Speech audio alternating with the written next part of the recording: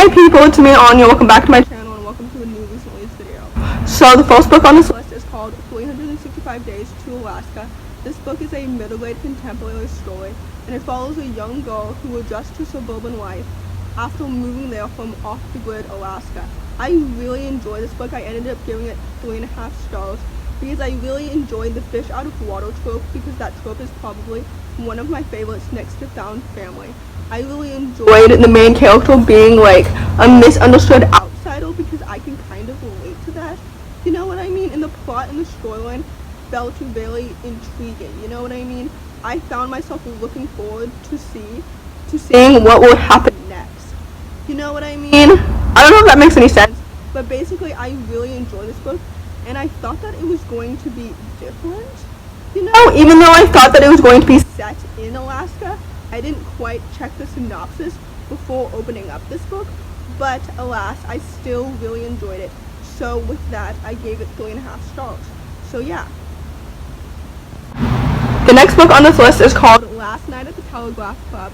For those who don't know, this book is YA historical fiction and follows a young teenager who's Chinese American in 1954, and it follows her as she falls in love with another girl. It is not exactly safe to do that in 1954. This book was so well done. I really enjoyed the setting, the plot, the sapphic romance, the character development. This story is so good. It's absolutely so good. I definitely understand the hype for it because I absolutely really enjoyed it. The QPOC representation in the story was so well done. I really enjoyed this book and it definitely deserves the hype and so much more. You know what I mean? And the romance felt well developed as well, and I found myself shipping them, you know, because there was actually like chemistry between them. You know what I mean? Like, I typically don't love romance driven stories because sometimes I've found that there's no like actually established chemistry, but in this story there was, and I just found myself absolutely like rooting for them. You know what I mean?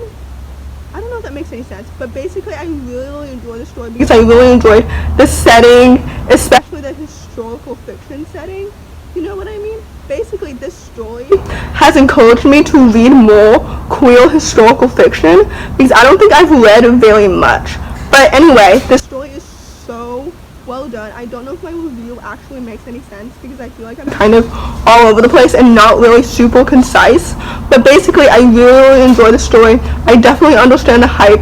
I think this book definitely deserves the hype, and I gave it 4 stars, so I would highly recommend it. The next book on this list is also historical fiction, and it is Dreamland Burning. This book is YA historical fiction, and it follows 2 characters, Rowan, a black girl in modern day, and William, a white boy in the 1920s. And it follows them both, and it really follows like Rowan as she finds a skeleton in her family's property that has something to do with the Tulsa race riots that William goes through in the 1920s. So basically, this story was so well done. I really enjoyed how the 2 dual timelines and perspectives blended well together. I have found with stories like these that I really enjoy historical fiction stories that have dual timelines. You know what I mean? Like, this book kind of reminded me of the Parker Inheritance in that way, and I really enjoyed it. I really enjoyed how both timelines were very insightful and educational, and I feel like the Tulsa race riots are a piece of history that I actually don't really know that much about. So in that way, this story was so insightful and so educational, and both perspectives really added something to the story. You know what I mean? Basically, I ended up rating the story 4 stars because it was so well done. I really enjoyed it, and it's so clear that the author did her research. You know what I mean? This book is so good, and again, like Last Night at the Telegraph Club, it definitely deserves all of its hype and so much more. So yeah. The next book on this list is called Foreverland. This book is middle-grade contemporary and I really enjoyed it. It follows Margaret, who runs away to an amusement park after everything in her life goes from bad to worse. I really enjoyed this book because A, the setting felt well researched and well done, the plot was really intriguing, the characters were deeper than I expected, and the story itself was also deeper than I expected.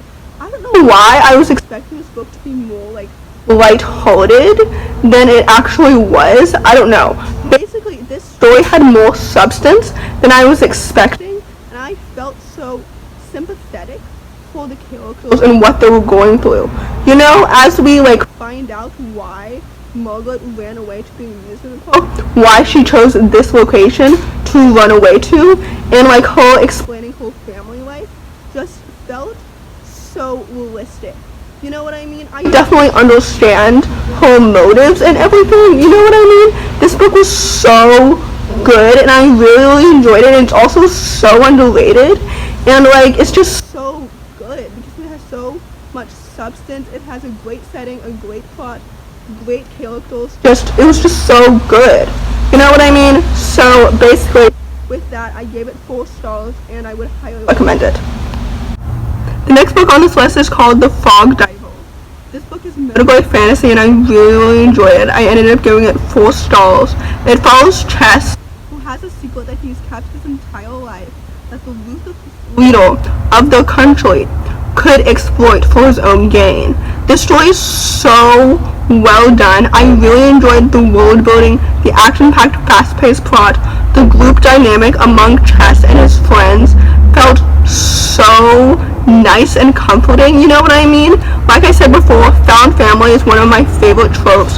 So the found family in this book is so well done. I just really enjoyed it. I am so excited to read the sequel to this book because I'm so excited to dive back into this world with these characters and this world building, and the plot was so intriguing. This book is so well done and well researched, and it's so good, and it's so underrated. And like I said, I'm so excited to read the sequel, to read more by this author, because this book is so well done. And like I said before, I rated this book 4 stars, and I really enjoyed it. So with that, I would highly recommend it. The next book on this list is called Willow Moss and the Forgotten Tale. This book is really good. I really enjoyed it. For those who don't know, this is the second book in the Starfell trilogy. This trilogy is middle-grade fantasy, and like I said, I really enjoy this book because it's so well done. I really enjoyed the action-packed, fast-paced plot. I really enjoyed the world building. I really enjoyed the cast of characters. Willow Moss is such a wonderful, well-developed character. I'm so excited for the 3rd book in this series. I think it comes out later this year. I think in the spring or the summertime. I'm not completely sure.